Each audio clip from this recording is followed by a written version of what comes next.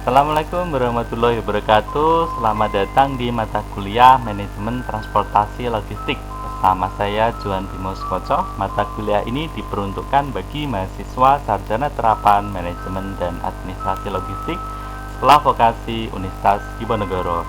Pada materi pertama ini kita akan membahas mengenai pengertian manajemen transportasi logistik, peranan transportasi, dan sarana prasarana transportasi.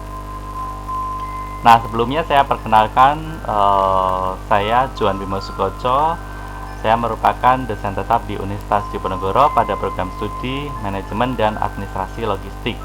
Saya memiliki pengalaman sebagai praktisi kurang lebih 5 tahun dari tahun 2012 sampai 2017 sebagai staf logistik di perusahaan daerah air minum PDAM Kabupaten Sragen. Saat itu saya sebagai pegawai tetap di bidang sektor logistik, kemudian saya menangani dokumentasi dan aset dan menjadi staf transportasi. Jadi saya berharap pengalaman yang saya terima atau saya dapatkan di dunia kerja dapat saya implementasikan dalam pengajaran ini. Nah, kita masuk ke pengertian manajemen transportasi. Manajemen transportasi ini terbagi menjadi 3 pengertian dasar, yaitu manajemen, kemudian transportasi, dan logistik. Nah, kita akan mempelajari apa itu manajemen, apa itu transportasi, dan apa itu logistik. Nah, manajemen transportasi logistik berasal dari kata dasar manajemen.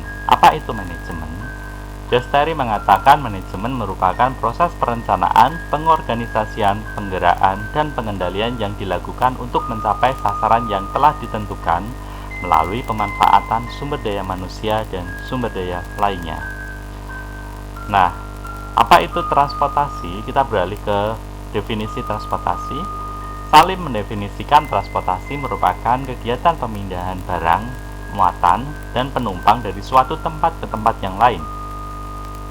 Dalam transportasi ini ada 2 unsur yang terpenting, yaitu pemindahan atau pergerakan movement, dan secara fisik mengubah tempat dari barang atau komoditi dan penumpang ke tempat lain.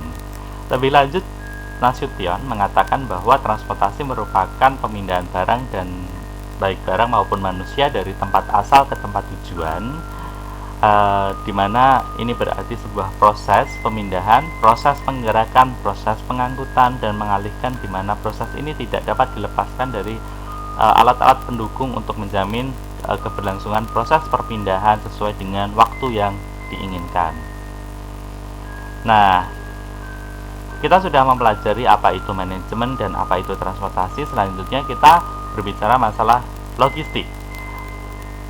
Ronald dan dalam Sutarman mengatakan logistik merupakan proses perencanaan, penerapan, dan mengendalikan secara efektif dan efisien dari aliran dan penyimpanan bahan baku, persediaan dalam proses barang jadi yang terhubung dengan informasi dari titik asal ke titik konsumsi untuk pemenuhan kebutuhan pelanggan.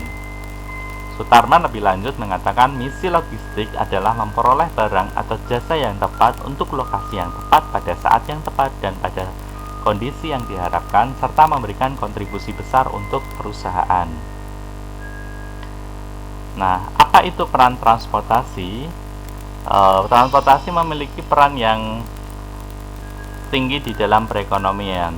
Pertama, peran transportasi adalah meningkatkan pendapatan nasional yang disertai dengan distribusi yang merata antara penduduk. Kedua, meningkatkan jenis dan jumlah barang jadi dan jasa yang dapat dihasilkan pada konsumen, industri, dan pemerintah. Ketiga, mengembangkan industri nasional yang dapat menghasilkan devisa serta mensuplai pasaran dalam negeri.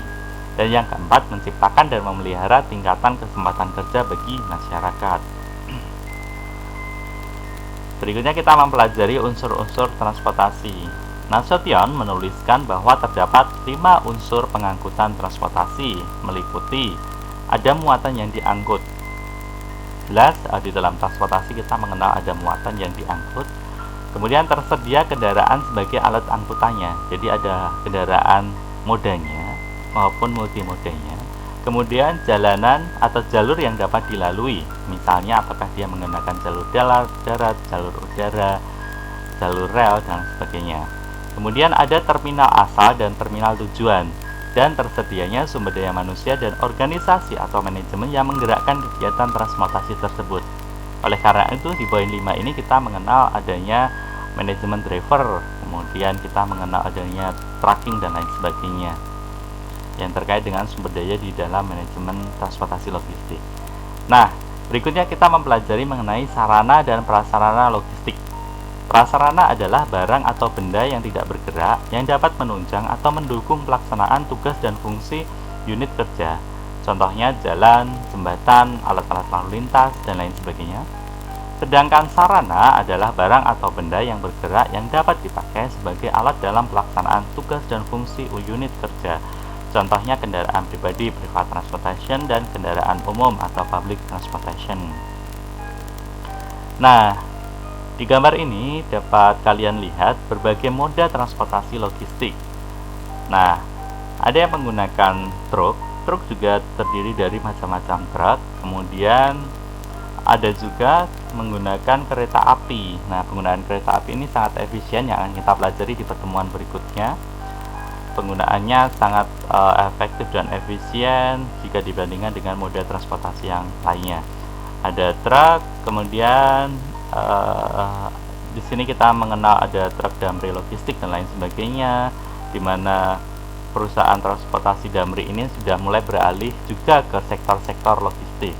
Kemudian ada shipping atau pengangkutan menggunakan kapal dan air kargo, pengangkutan menggunakan pesawat. Nah, demikian yang dapat kita pelajari hari ini. Terakhir saya mengutip quote dari Imam Syafi'i bahwa ilmu bukan untuk dihafal tetapi yang memberikan manfaat. Jangan lupa untuk subscribe dan ikuti channel ini untuk mempelajari kelas-kelas logistik lebih lanjut. Saya Johan Bimo Skoco, sekian. Assalamualaikum warahmatullahi wabarakatuh.